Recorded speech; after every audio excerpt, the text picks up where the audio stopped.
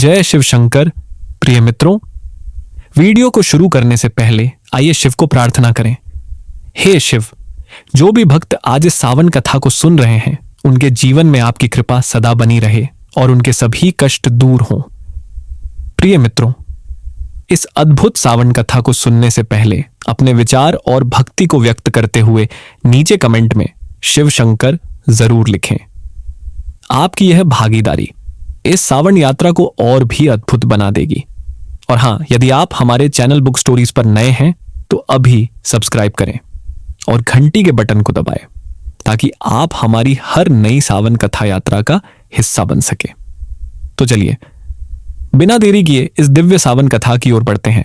सावन का समापन होते ही केवल वर्षा की बूंदें ही नहीं बरसती, भक्तों के हृदय से भक्ति की धार भी बहने लगती है।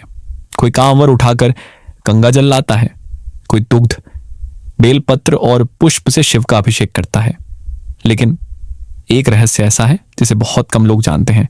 जिस शिव को हम सावन में जल अर्पित करते हैं उनके अंतरतम में भी एक नाम अनवरत गूंजता रहता है, राम। ये कोई वाद विवाद का विषय नहीं, न ही तर्क का विषय। यह तो उस मौन अनुभूति का फल है जिसे केवल श्रद्धा में डूबा हृदय ही पहचान सकता है।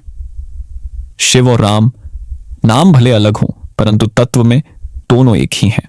शिव कोई मात्र पाषाण प्रतिमा नहीं, वे वह चेतना है जो श्मशान की नीरवता में भी समाधि पाले। राम केवल अयोध्या के राजकुमार नहीं, वे वह अनादि स्वर हैं जो युगों से जीवात्मा को पुकारते आए हैं। एक दिन जब राम सेतु का निर्माण हो रहा था और श्री राम ने समुद्र तट पर शिवलिंग स्थापित कर पूजा की, किसी ने यह नहीं पूछा राम शिव की पूजा क्यों कर रहे हैं।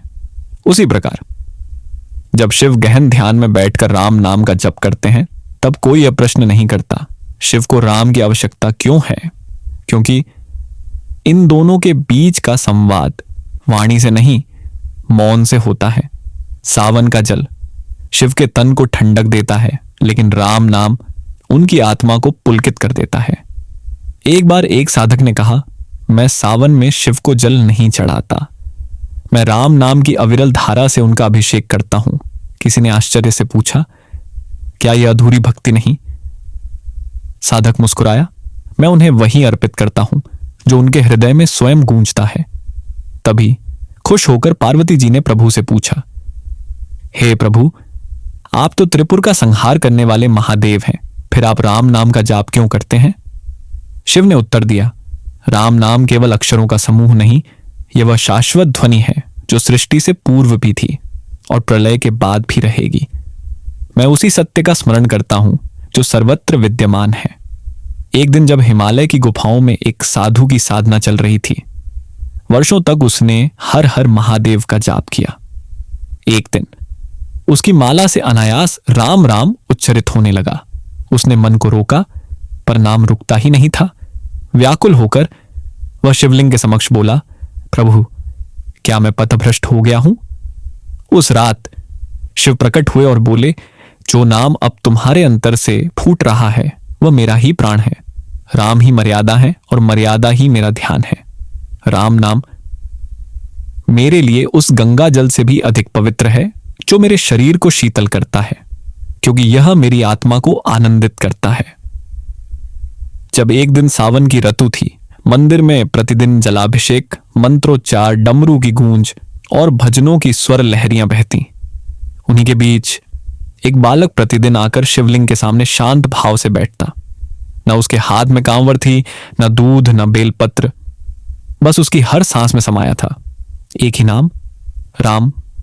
वह प्रेम से धीमे स्वर में कहता, राम राम राम। न कोई प्रदर्शन, न ऊंचा स्वर, केवल हृदय की गहराई से निकला अर्पण। एक दिन मंदिर के पुजारी ने पूछा, बेटा, तुम यहां बैठकर क्या करते हो? बालक बोला, मैं शिव को उनका सबसे प्रिय नाम सुनाता हूं, राम। उस रात पुजारी को स्वप्न में शिव के दर्शन हुए। आंखें बंद, मुख पर दिव्य मुस्कान और अंधेरों में गूंजता राम नाम। अगले दिन से मंदिर में पूजा से पहले सभी लोग कुछ क्षण राम नाम का जप करने लगे। परंपरा में कोई परिवर्तन नहीं हुआ, लेकिन पूजा का भाव बदल गया। वह भक्ति अब मिलन बन गई। एक दिन सावन की पूर्णिमा पर शिवलिंग से जल टपकना बंद हो गया। सब लोग चिंतित थे। तभी वह बालक आया और शिवलिंग के समीप बैठकर राम नाम का जप करने लगा। कुछ ही क्षणों में जल पुनः टपकने लगा, मानो शिव ने अपनी प्यास उसी नाम से बुझा ली हो। दोस्तों, शिव और राम एक ही प्रेम की नदी के दो तट हैं। एक मौन है, दूसरा शब्द। एक सन्यास है, दूसरा मर्यादा। जहां शिव है वहां राम है, और जहां राम है वहां शिव आनंदित होते हैं। इस सावन जब शिव को जल अर्पित करो तो साथ में राम नाम की भी एक बूंद अर्पित करो। रुद्राभिषेक करते समय हर मंत्र के पश्चात राम का स्मरण करो, क्योंकि जब शिव ध्यान में बैठते हैं तो उनकी अंतरात्मा में सबसे पहले गूंजता है राम। दोस्तों, जब तक हम सच्चे मन से शिव की आराधना करते रहेंगे, कोई भी नकारात्मक ऊर्जा हमारा कुछ नहीं बिगाड़ सकती। तो दोस्तों, ये थी आज की सावन कथा। अगर आप हमारे बुक स्टोरीज चैनल पर नए हैं तो सबसे पहले चैनल को सब्सक्राइब कर दीजिए, वीडियो को लाइक कर दीजिए और पास वाले बेल आइकन पर भी क्लिक कर दीजिए। जय शिव शंकर।